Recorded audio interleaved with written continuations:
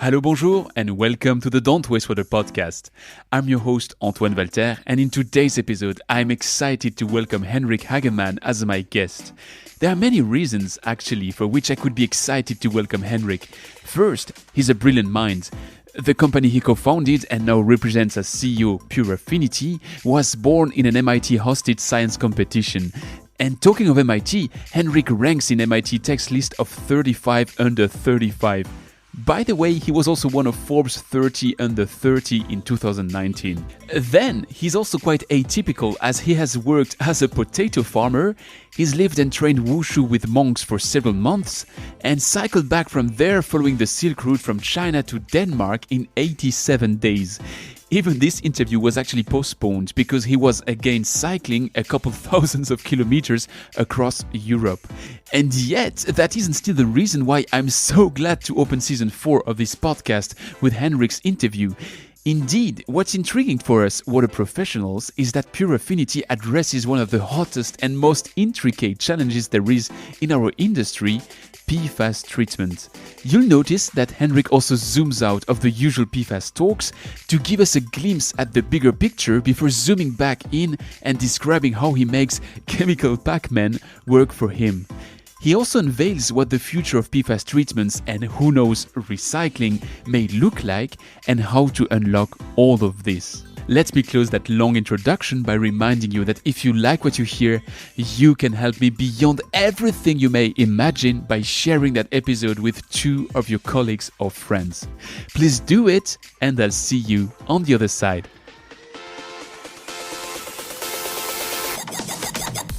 You're listening to Don't Waste Water, the podcast that helps water professionals to improve their wastewater treatment, optimize their operation costs, and keep up with the latest market trends. This podcast is brought to you by GF Piping Systems.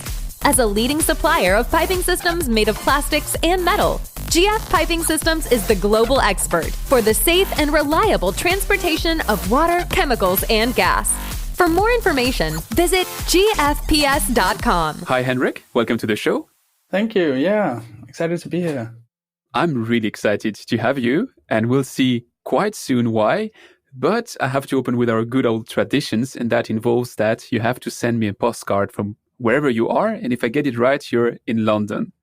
So what can you tell me about London that I would ignore by now?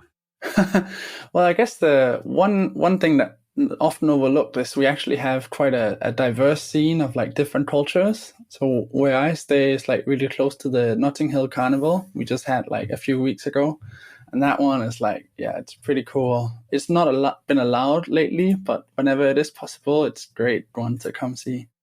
Well, let me jump directly into it, and let's tell everyone why I'm so excited to discuss with you, because actually you were listed by Forbes as one of the 30 under 30 and by the MIT Tech Review as one of the 35 under 35. So I don't know if you're soon hitting the 40 bar, which will make you one of the 40 under 40.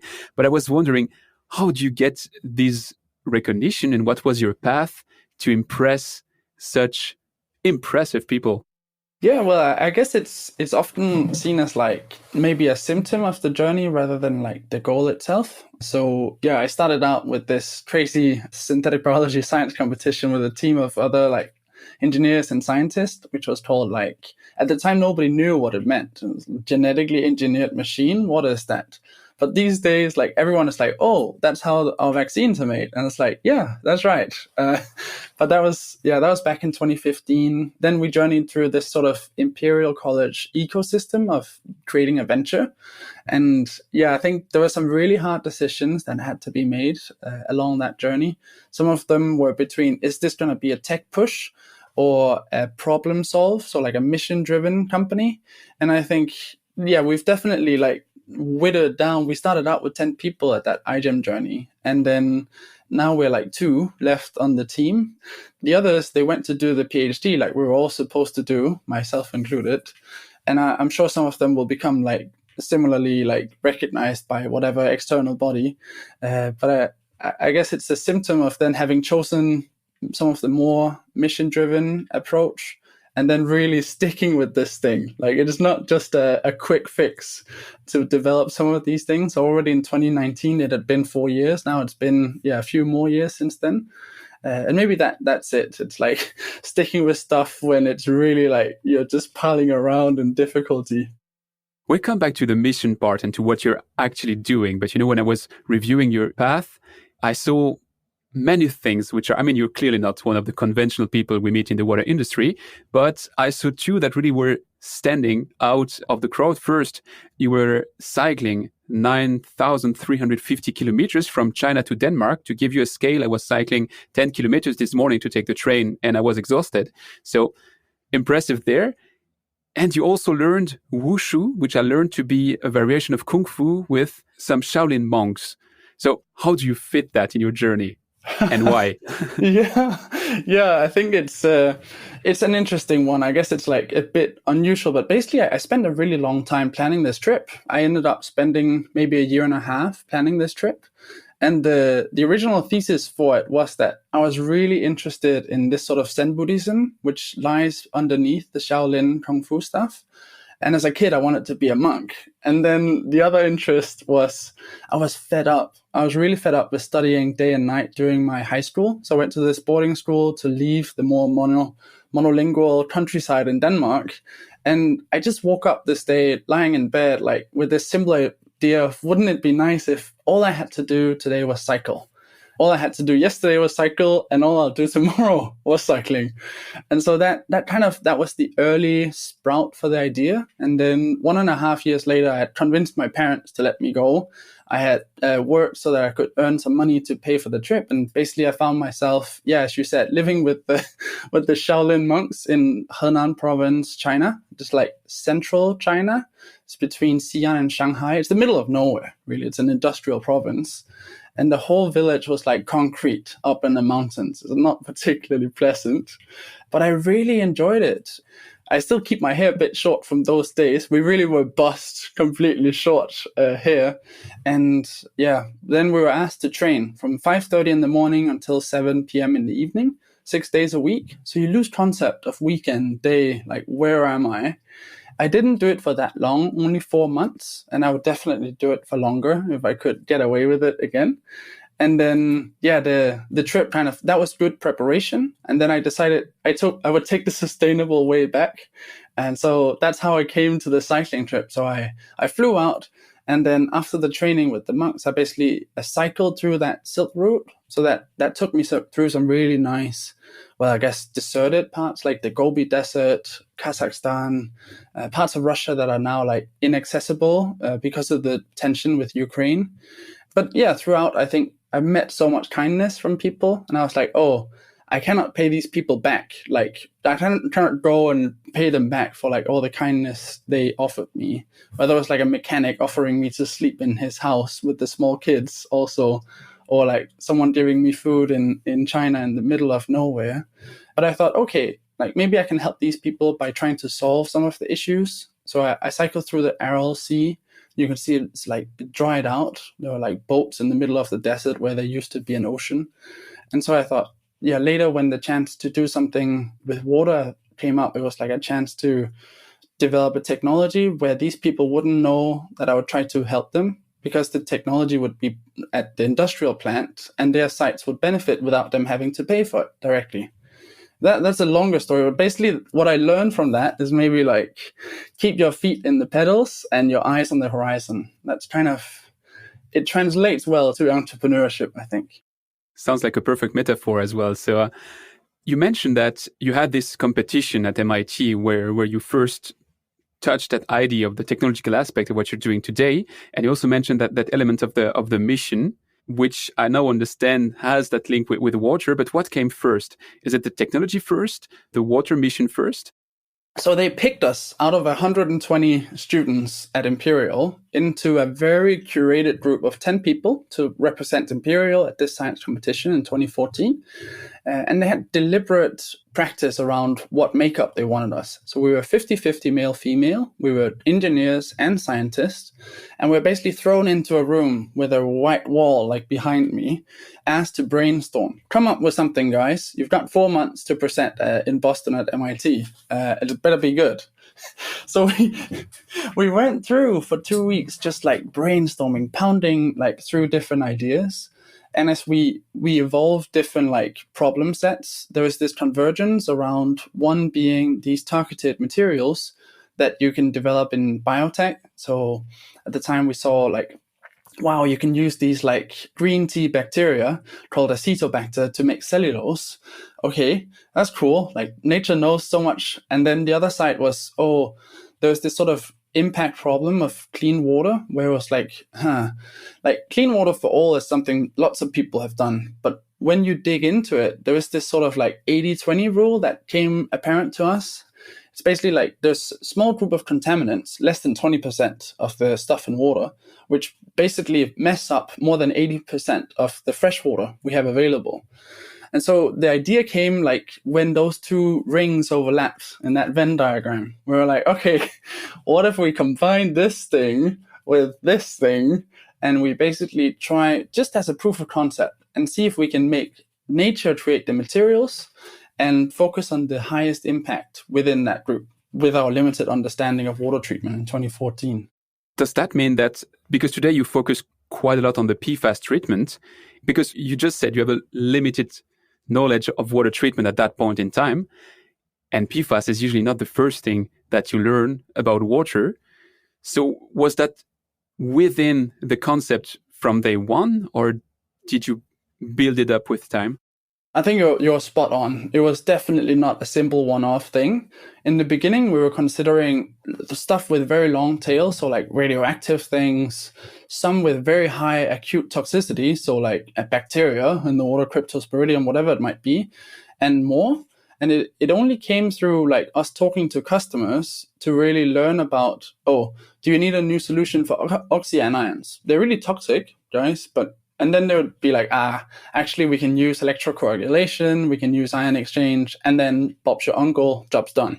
No, sort of like running through this wall and being like, okay, well, we could spend a lot of effort developing this technology, but there isn't really a market need for it, or the market need is small. So I'll be like, okay, back to the other microcontaminants, micropollutants. What were the other contestants?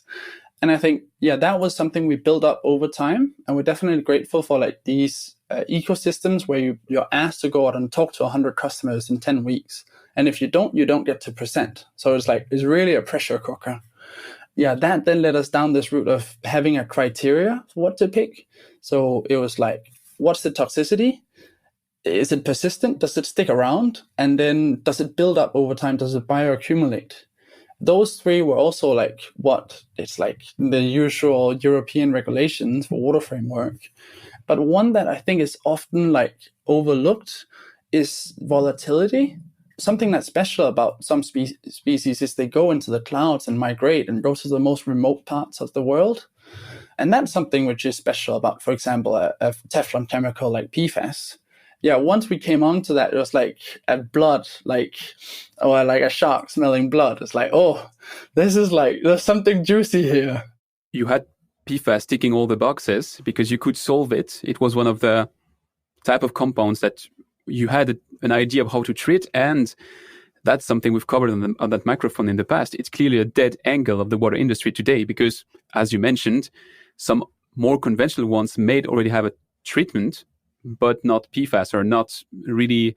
I mean, we're still in this phase, which looks a bit like, beyond DVD when you had Blu-ray and 20 different technologies around.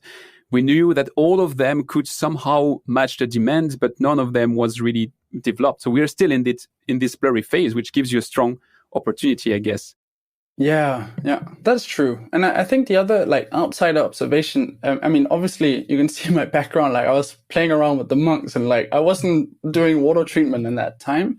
Like one of the outside observations was just that we spend these orders of magnitude more energy when we filter with size exclusion principle, and 80% of the pollutants we remove, they're not that harmful. So it's like, it didn't seem like a prudent use of energy. And that was kind of like part of the observation also in those early days, in that sort of whiteboard Imperial iGEM days. It's interesting because your approach now, what I understand from what you say with this 80-20 Pareto rule, is really unconventional in the water treatment. I mean, you get told, okay, remove those. Okay, you remove those. You don't think of, okay, maybe those are not that harmful. We should dedicate on those which are really harmful. So that sounds, I mean, you already gave two very interesting insights here. The first is go out and talk to customers. The earlier, the better. And the second is really focus on what matters. But still, PFAS is really something emerging. And do you think that the overall awareness of the level at which it matters is already there? Or is there still a disconnect between the level of harm it can cause and the understanding that people have of it? Yeah, I mean, we're very far from having had a microplastics general awakening for the whole population. We haven't had that for PFAS. That kind of happened for microplastics, and it was like watching an earthquake. Like, what the hell is going on? Like the whole planet is talking to us about whether we can remove microplastics, and we would just be like, yeah, I mean, it's persistent, but it's not that toxic. Like this is like a soft core thing compared to these other bad boys. And so I think industry wise, there's definitely a massive awakening. Like when you see Fortune 100 companies losing billions of dollars of market cap because of PFAS liabilities, like we saw in 2019, it's like, holy cow, like it's really moving to the top of the corporate agenda. And then for us, it's just doing the maths. If you take a back of the envelope like calculation, you take the lawsuit in 2016 settlement for $670 million for one site, for one fluoropolymer manufacturer.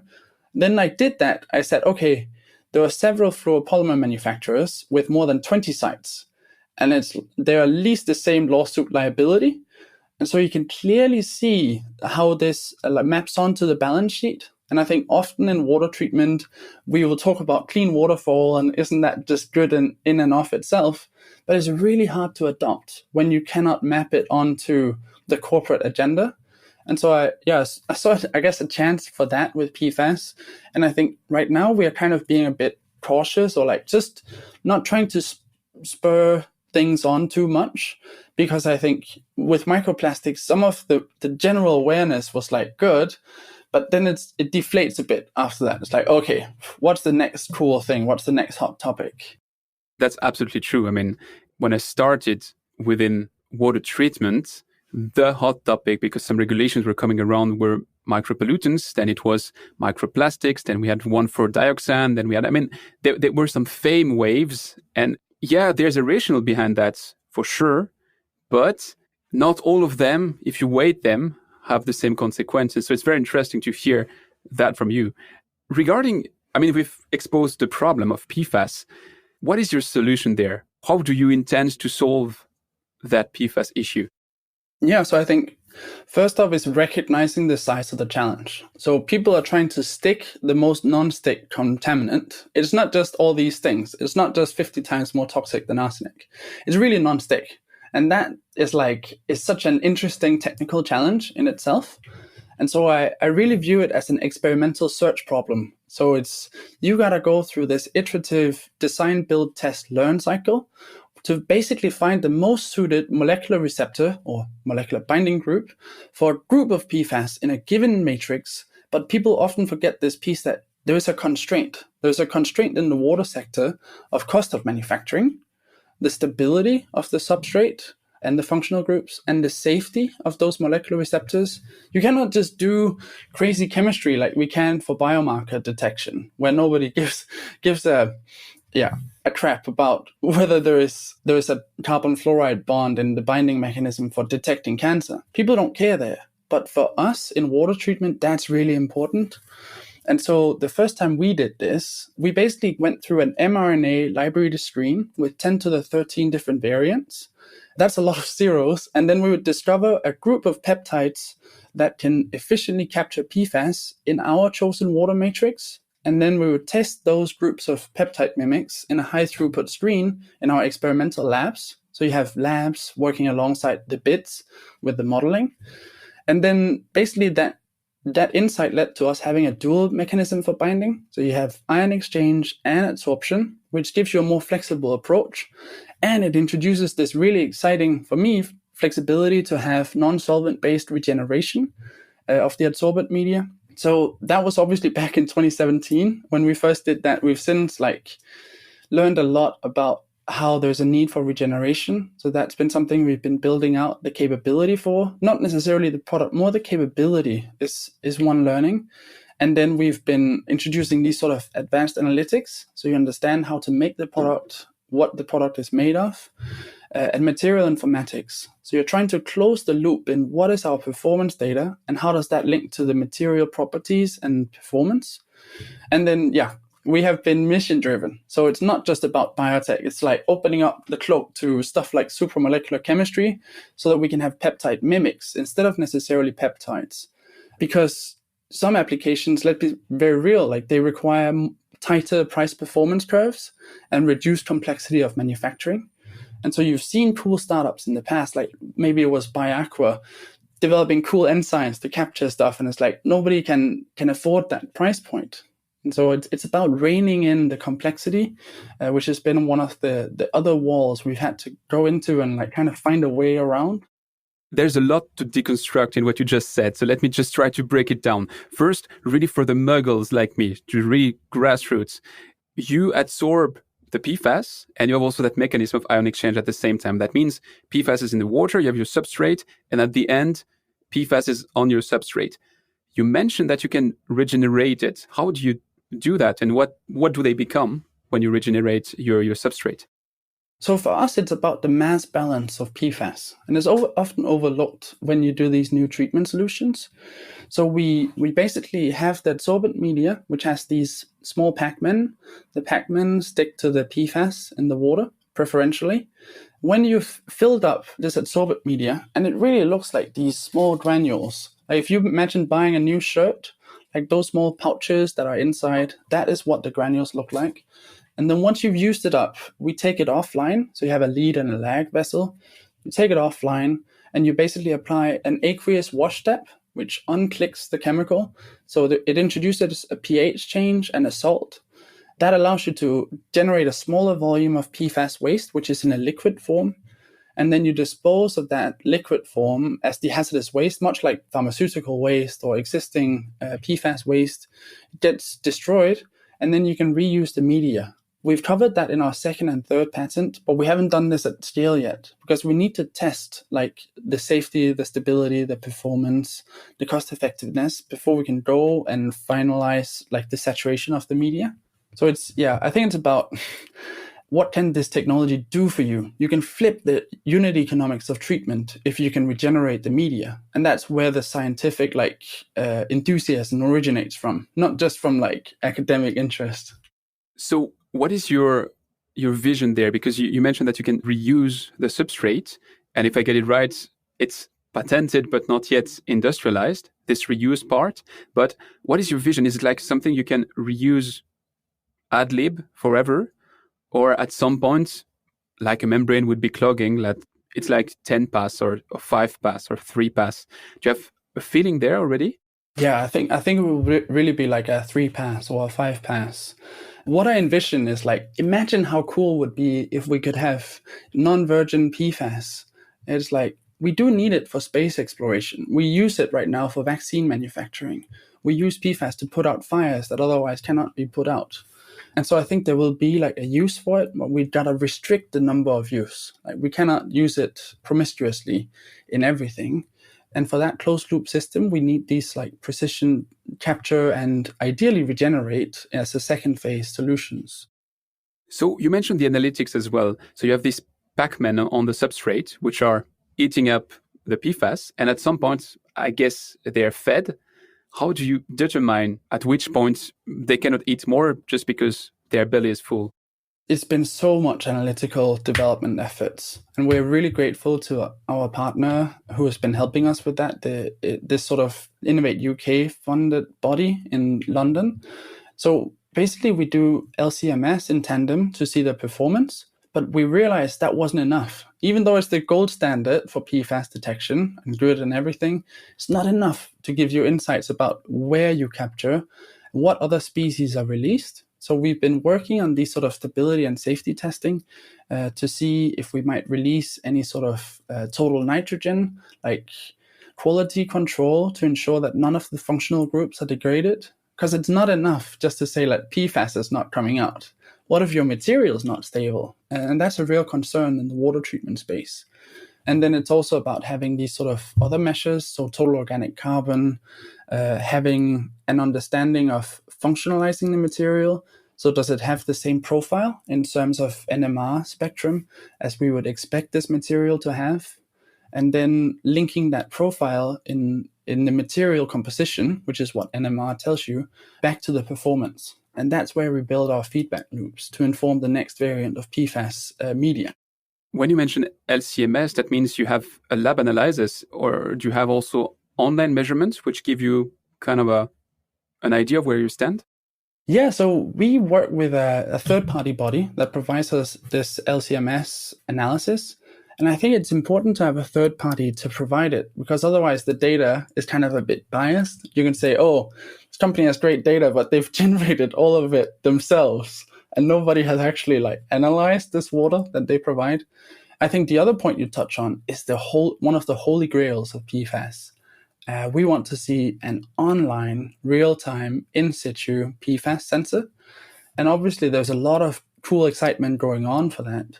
But the reality is right now there isn't a real-time sensor for that yet. There are cool new analytical techniques being developed, like total oxidizable precursors assay, the TOPA, or the total organic fluorine measurements, but none of them are real-time. And that's really what we need. Very clear. So now zooming a bit out, we have that substrate which is in contact with water. I guess it must be in a kind of contact tank or something. Where do you place that in your treatment train? What's the shape? How does it look like? Can you just describe it? Yeah. So if you imagine a large stainless steel tank that operates a bit like a Brita filter, where you basically have water flowing in from the top, coming down at the bottom, that's the large application installation. And there we're trying to change the material, not how the operator works. And so by changing this sort of within the constraint of a granular media, you can reduce the complexity of operation. And I think, again, one of the learnings is you can do a lot of cool stuff in the lab. Maybe you can have a stirred bed reactor and you can have fractionation of whatever you're doing, but it's difficult to implement those with the operators we have. And there is right now a shortage of operators. So introducing complexity there might mean that you cannot actually scale up. And so we've stuck with that packed bed vessel of operating because of that, to retrofit.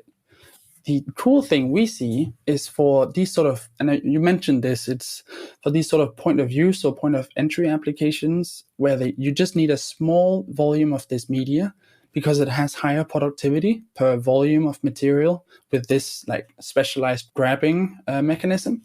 There you can have mechanisms of possibly under sink cartridges where basically you capture much quicker with a smaller footprint, so that users who couldn't fit it in their house or at the entry of the house before now can. And that's one of the things that's driving us in terms of productization of these materials. That is now a very intriguing point for me. It's a discussion I somehow had with Srinath Bolizati from Blue Act when he was on that same microphone, because he had a similar approach to you. I mean, it's not the same substrate, it's not the same way to coat it, but on the business model part, he was also looking at under the sink cartridges, maybe in the industrial place, maybe in drinking water. And you mentioned that design, test, learn. And I guess that when you're just starting out in that field, you cannot just come out with one idea that rules them all. So you have to focus somewhere. And when I was reading your marketing materials and the different points where you apply, I was seeing that point of views. And that recalled me, the study done on Americans on PFAS in their blood, that every single American has PFAS in his blood. So I was thinking, if you combine those two and you say, hey, you have that in your body already today, and your drinking water production plant is not able to cover you from that risk. So what if you could just screw something under your sink and you're good? So it sounds like probably science fiction at that point of time, but why not on the long run? So if you're to have a crystal ball and you look at 5 or 10 years in the future, where do you think is the best point to apply your technology? Is it under the sink? Is it in the drinking water treatment plant? In an industrial treatment plant? Where? Yeah, I have a lot of opinion about that, but I want to add one stat to you before we do. So one is they found the Nordic Council of Ministers, so this is the government, they basically put a price tag on the cost of PFAS chemicals in the blood in Europeans. It's 84 billion euros in annual cost every year. That's across 740 million citizens, roughly in EU. So you have actually more than $100 spent in health costs every year just for PFAS. You can see, you can model that out and play with the different scenarios.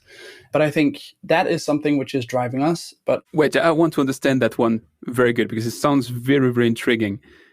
Can you unpack that number? So it's the cost on health because we are infected, if I may say so, with PFAS. Yeah, so it's because 97% of the population have detectable PFAS in their blood. And the C8 Science Council, which was funded by the fluoropolymer industry, concluded that there's a high certainty link to 6 diseases. Those 6 diseases are listed on the C8 panel, the science panel there. And one of them is like a thyroid disease, etc., or 2 cancers. And basically, just because of those with high certainty, they tied it into that 84 billion euro cost. They also included some environmental costs within that, but the majority of it is health costs, really, to the population. And then they said this might be an underestimate, but at least here's something, and we're the government, so we're publishing this number. Okay, I think we have now an even higher understanding of the problem, which leads me back to my question, which was, where do you intend to treat that problem first? What is the best place? Yeah, so in my opinion, the highest impact area we can install these solutions are as close to the source as possible. If we can apply the polluter pays principle, we can help so many headaches and we can put a plug in the system. We cannot be like Sisyphus, who keeps rolling the boulder up to the peak of the mountain and then it just falls down again because we're treating the symptom at the point of use or the point of entry only. I think we need to work in partnership with the people and introduce a business case for why possibly PFAS treatment is helpful. And if you can get PFAS treatment with regeneration, then it can enable the whole fluoropolymer industry to actually operate. Right now, they're under so much scrutiny, and we don't want to spur on more scrutiny. There's a lot already. There are like dark water movies going around and flying left and right. I think we want to try and push that aside for a moment, be pragmatic, and try to get close to these industrial sites. Now, let me be the devil's advocate here, because that was a lot of the debate with, generally speaking, micropollutant in Europe. You have the Swiss approach, which is to say, let's treat it in wastewater treatment plants, because that is the closest you can get to the point of production. And then you're protecting the full water cycle. But many other countries have said, yeah, okay, nice, we're protecting the environment, but at the end of the day, we want to protect the humans. So let's put it simply in the drinking water treatment plant. And that way we don't have to cope with the history of it. So it means the water is going to be free of micropollutants on a very short path between drinking water treatment plant and wastewater treatment plant and the rest of the water cycle. Well, who cares about fishes? I'm really being extreme here. But just to say that on the paper, treating as close as possible from the production point makes a lot of sense. I'm just wondering, what is the acceptance of the producers to be also the one to treat it, unless there's a strong regulation which forces them to do so? Yeah, I think there's been a lot on the stick, right? It's like, oh, regulation. And I think in the past, we've had a tendency to take a very human-centric approach to treatment. So as long as the humans get safe water, job's done. Now we're recognizing, there's actually a price tag attached to biodiversity loss. If we just lose the bees, we're so screwed. And the bees also get impacted by these sort of things. So do the other species in the microfauna.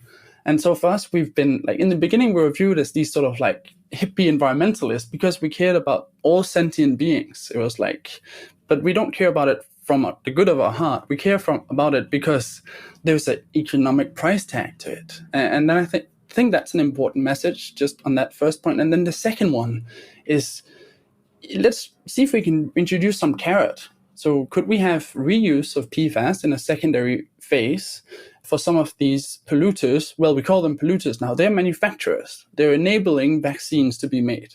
They're enabling spacesuits to be made. Okay, that's pretty cool. People want to do that, but they don't recognize the backside of that metal. And so I think if you can have that as a second phase, it becomes a much more positive story and about the sustainability of that organization long term. Because some of these organizations might have to shut down. If they are sitting with $20 billion of PFAS lawsuit liabilities on their balance sheet, shareholders can just protest and be like, divest from that. We don't care if it's in spacesuits. It's too expensive. It's too scary. And so I think those macro trends are in the favor of doing this thing.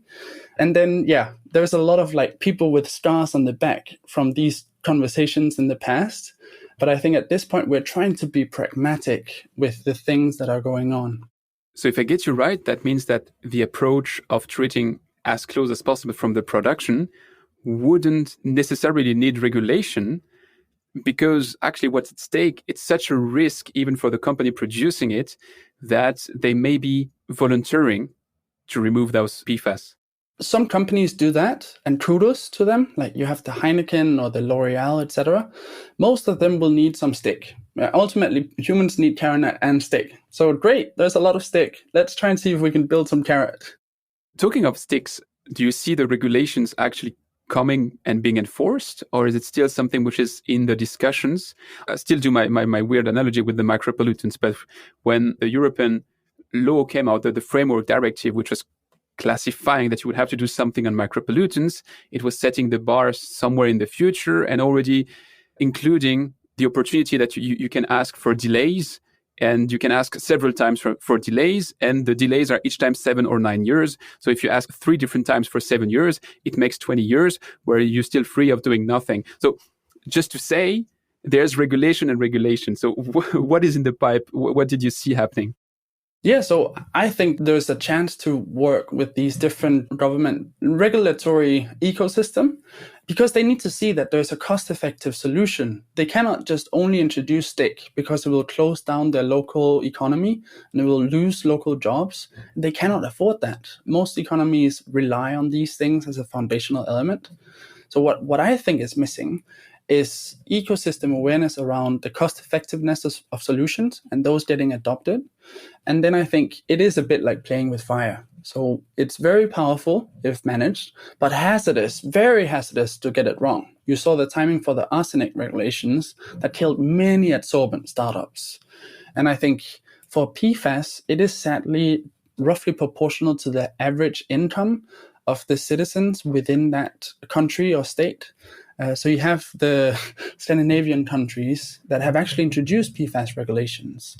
You have some of the DACH region, with Switzerland as an example, or Netherlands, not less so, but that have also introduced regulations. And then you have these 12 states in the US, again, roughly proportional to average income, like in the Northeast and the Southwest.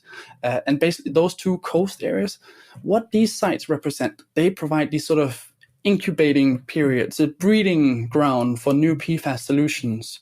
And then if you can demonstrate that price performance curve, you can bring the regulators there, much like Graham Pierce and the others did for membrane filtration back in the day, and then show them this works at this scale. There's this business case for the local. You operate it with people who also get employed. So there's some sort of carrot as well.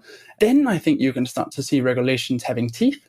Before that, many of the Western sites will not have enough teeth. You did see the water framework regulations change in February 2020 for PFAS, and that was enacted into law this year, January. But again, those are mostly, like, in my mind, lip services until you see the price performance curve for the technologies. They cannot afford loss of jobs. So that means you have the technical side of it, which is you can remove it and all of that, but you have also the business side of it and the financial equation, which is it has to be cost competitive so that you can force people to treat them just because it's affordable. So the affordability comes into play, which leads me to some business questions around what you're doing. Let me take a preliminary question here, because you remind me a bit of Matthew Silver, which I had the pleasure to have on that microphone, who is a brilliant guy, and who was saying on that microphone that when he started being an entrepreneur in the water industry, he encountered many things he simply had not expected. So I'm just wondering, you come with that tech background, you win the second prize in that MIT contest, and all of a sudden you're sticking with the mission purpose and you're in the water industry. Was it straightforward, or did you have a lot of these design, test, and learn curves? Yeah, I think the first message when we came out and we were looking at doing a startup out of it was, hey guys, developing a technology is a battle, getting to market is a war. And most of my team at that point, we were sitting around, right?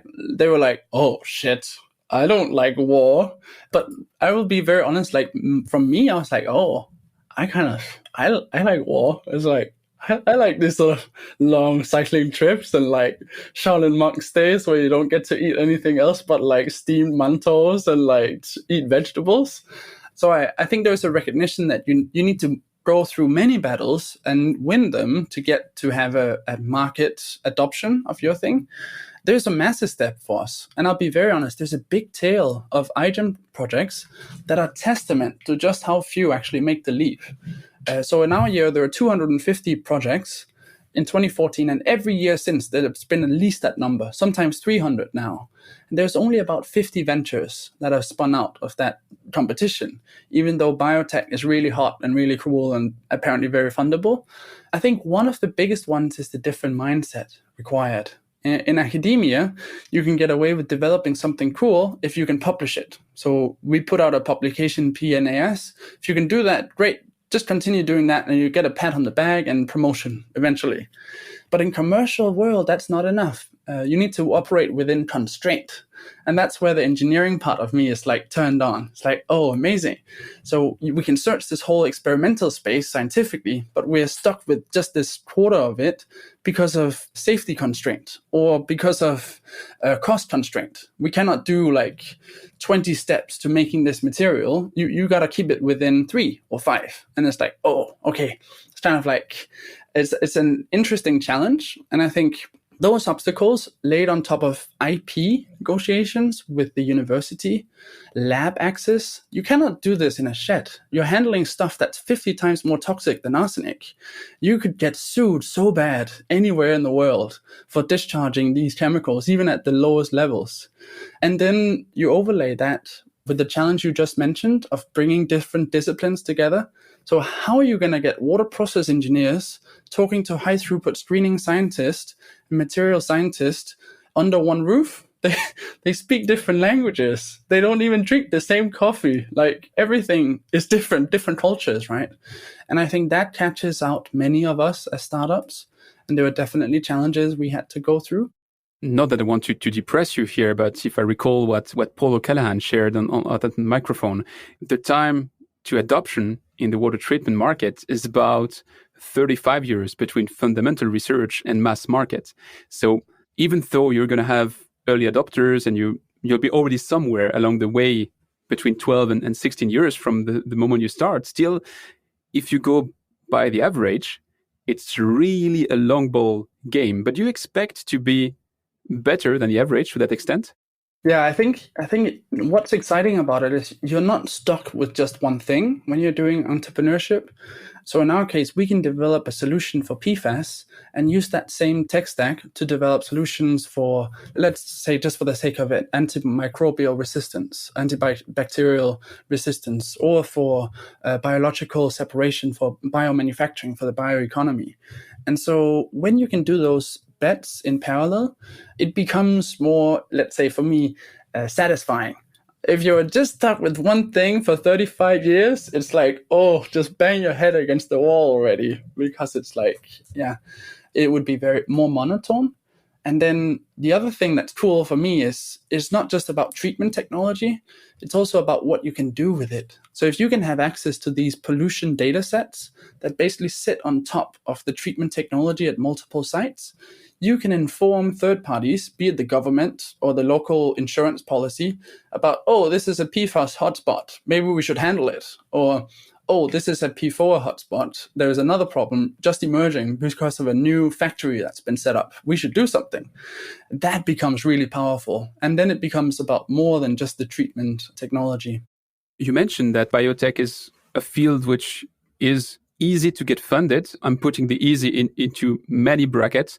And you also mentioned that there were many arsenic startups which just died by waiting for the market to take off. So I think that's the two extremes, because you're dying when you run out of cash, I guess, or out of motivation probably as well, but out of cash as something that's even more deadly.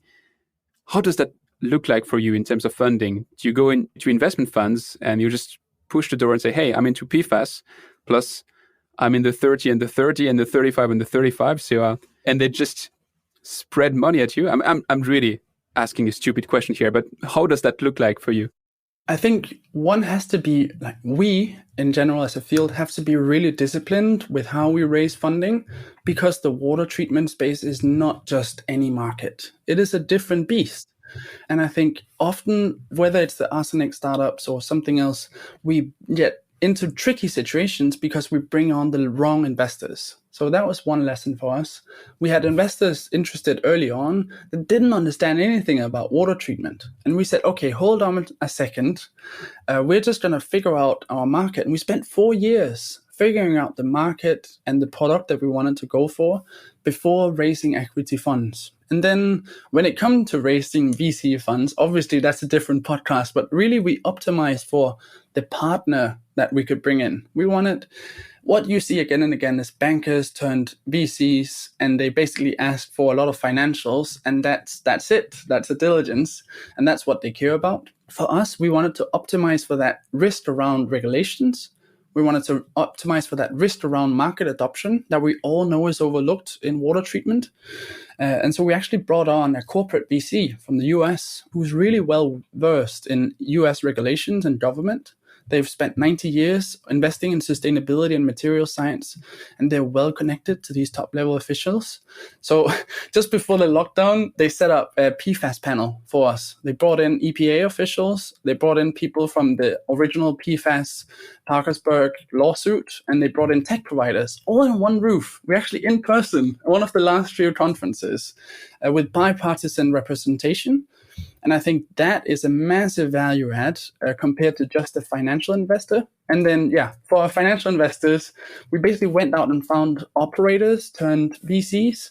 So instead of bankers turned VCs, these are people that have run biotech companies or deep tech companies in the past. And they bring the empathy. They know how to build companies. They don't know the water treatment space. We lean on the corporate VCs for that. But they know how to build ventures. If I just connect that to my question just before on the timeline, I mean, VC and venture capital in general is still quite a new route for the water industry. And often because there's a disconnect between the timeline a VC expects between investment and exit and the timeline of the water technology adoption on the water market. Because if you expect an exit within 6 or 8 years in the water market, it's going to be quite challenging. So do you have pressure to that extent? Do you have to be as fast as if you were, I don't know, Uber or Twitter, or or do you have some flexibility due to the market you're addressing? Yeah, I think that what we're seeing a new breed of funders these days that focus on deep tech.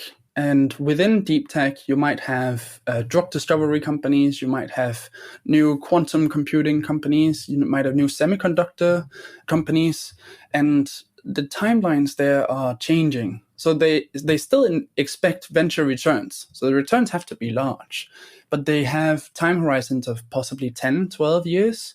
And they have very strict technical milestones. So they understand the technology and they want to see that progress. So don't get me wrong, it's not easier, but the timelines are much better suited for this. And I think, again, it's back to my first comment. You have to be very careful with actually scoping out what kind of investors you get on board. If you have a few local angels who are expecting a return in 3 years' time because they need to buy a car for their daughter, that's really difficult. Once they're on your shareholder register, you can't get rid of them. It's worse than getting a divorce. So I think that's something to take advantage of. Macro trend for deep tech startups, aligning ourselves to those sort of large companies being built. And you saw the recent who bought them? Was it AutoCAD, Autodesk? There was a large acquisition recently for a software-based water treatment analytics. Just Autodesk provider. buying Innovize, if I recall right. Yes, Innovize. You see larger exits within our space, and that's encouraging. It's still very nascent, but if that can become a macro trend, I think we can raise the profile of the space. Innovize was the first of its kind, so you can see it's two ways. First way to see it is to look at it is to say, okay, it's a new something, a new trend or a new path. And the other way to look at it is it's a white elephant, and there are not that much white elephants. So probably it's a bit in between. I realized that we have 50 minutes within the podcast, and I didn't even mention the name of your company, Puraffinity. I'm asking you to have a look in my crystal ball. Where do you see Puraffinity in 5 years, in 10 years? And then I have a bonus question. Cool. Yeah, so I see Puraffinity becoming a material science leader for these sort of environmental applications. And the defined target there is really to have PFAS as the first asset that we build. In terms of at scale, in this sort of 10-year view, I would love for that to be like an institution. So vertically integrated across manufacturing, discovery, application engineering, and working with several partners to do it. We're not expecting to do it alone. But at scale, that can become a very large company. And trying to have those new breeds of company come out of Europe would, to me, be very exciting. Trying to have them with a more diverse team makeup. So we have like 50% female team members. We have a high BAME percentage of maybe 30-40%. Trying to have those metrics and show that it leads to superior outcomes would be really exciting to me. You do realize that there was never in history a unicorn in the water industry. So would that be an ambition for you to be the first unicorn? I think we don't want to be the first necessarily. And we like to stay under the radar. So if we can be like a gazelle to start with, that would be good. And then once we've built into a gazelle, it's trying to have that granular media cell as a cash growth engine. So you're not just relying on new fundraising rounds and where you put that landmark for, like, is it 500 or 5 billion? That's the valuation, because you're actually generating cash for yourself. Not necessarily massively profitable, but that's where I want to get to and where I think the water treatment space can operate. I don't think we can take these boom and bust cycles that the larger tech space can take. Well, here's my bonus question, which is a curveball, so you're allowed to answer Joker. Do you see at some point in time an exit for you and starting something new? Or is your intention to stick with what you do and to really bring it as far as possible? I think I see a massive chance to bring in more stuff to the Puraffinity institution. And many of those new things would basically be like small incubated startups almost, the way we're taking on new projects. For me personally, I would love to just stick with one. I like these sort of long journeys, whether it's a cycling trip or something else. And I would like to make an example with this one. We're not trying to do this to build for an exit, but we are trying to build like a really superior financial outcome to make a case for this application. You can see what's possible. So like 5 years before us, there was an iGEM startup that came about called Ginkgo Bioworks. They're right now going public with a $15 billion valuation, and they've just spun out a startup to do PFAS biological destruction, which is really exciting to us and a great example of what can be achieved. I have a last question for you in that deep dive. We had that red thread of the competition that was at the very beginning of Puraffinity, and if I get that right, you won the second prize.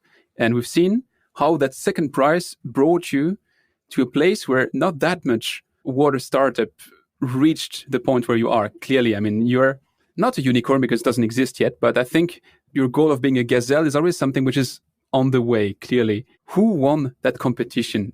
Because they must be crazy good. Yeah. So the winner was Heidelberg from Germany, and they had really cool technology for making circular proteins to make them heat stable. And they really tried to transform a technology you've probably heard a lot about lately. It's PCR. They never spun out as a venture.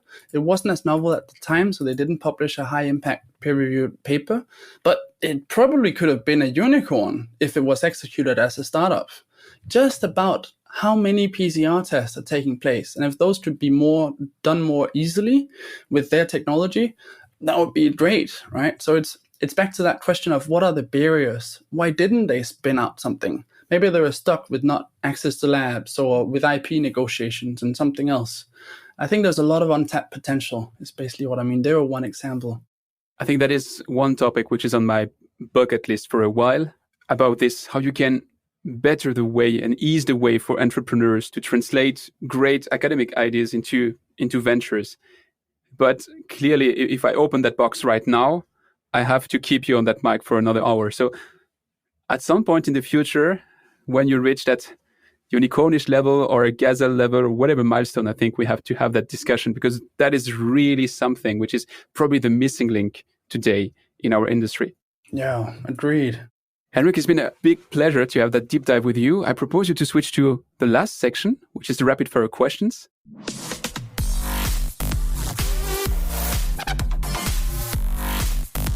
It's time for the rapid fire questions. So in that section, I try to keep the questions short, and you've seen that it's not my first strength. And you can try to keep the answers short, and don't worry, I'm the one which is sidetracking all the time. My first question is, what is the most exciting project you've been working on and why? So for me, it's definitely trying to see the PFAS regeneration, because I could just imagine that circular world with non-virgin PFAS saving lives. It's very futuristic right now, but if you could combine that with these sort of engineered living materials, you could have materials that sense when PFAS is released, treat it and capture it, and then provide the means for you to regenerate it. That to me would be really exciting and useful. Not just exciting, but useful. Is it science fiction, or will that happen anytime soon? It's science fiction right now, but people are working on it. And the European Commission is funding engineered living materials. And people like Tom Ellis is doing this for biotech. So it's coming. Still slightly science fiction, but I think it's going to become science fact eventually. What's your favorite part of your current job? Oh, it's working with the team. I mean, just this week, I've been humbled to be lectured on a new chemical pathway by a 19-year-old. And then after that, I get to learn from a long-term water exec about the most efficient treatment train for medium hardness groundwater remediation.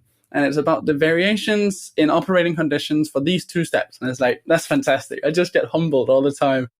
How many people are you in your team today? Just today, we had a new starter, so we're 16 full-time people now.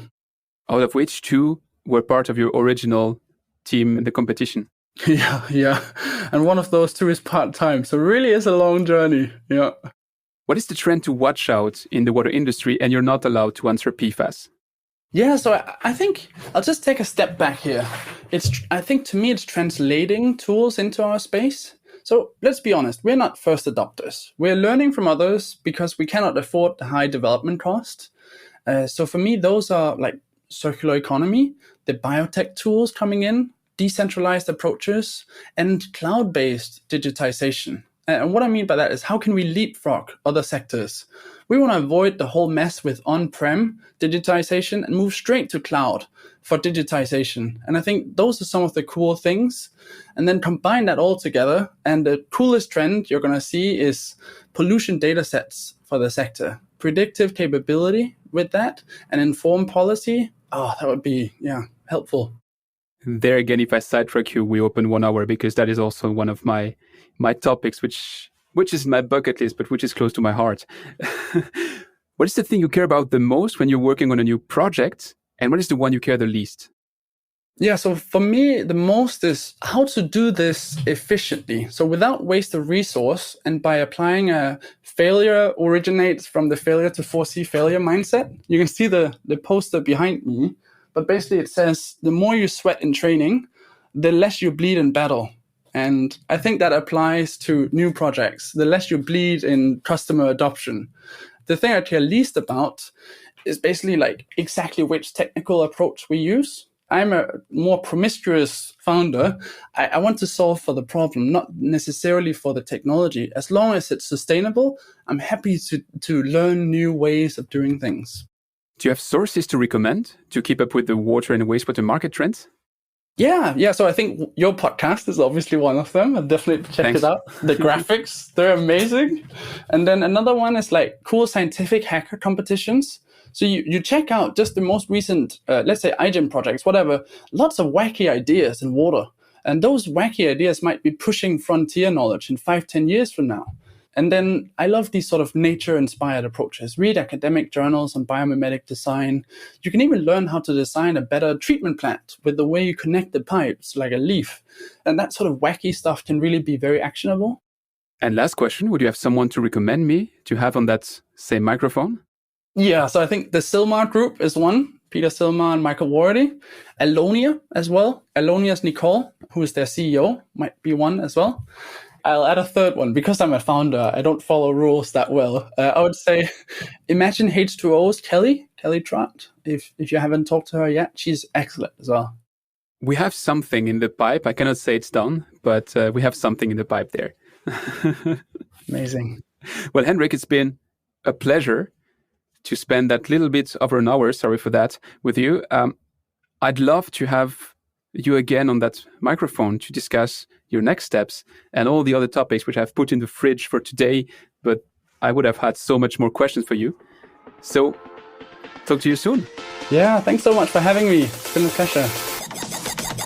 Thanks for listening to Don't Waste Water. This podcast was brought to you by GF Piping Systems. Loved this episode? Head over to Apple Podcasts to subscribe, rate, and leave a review. See you next time.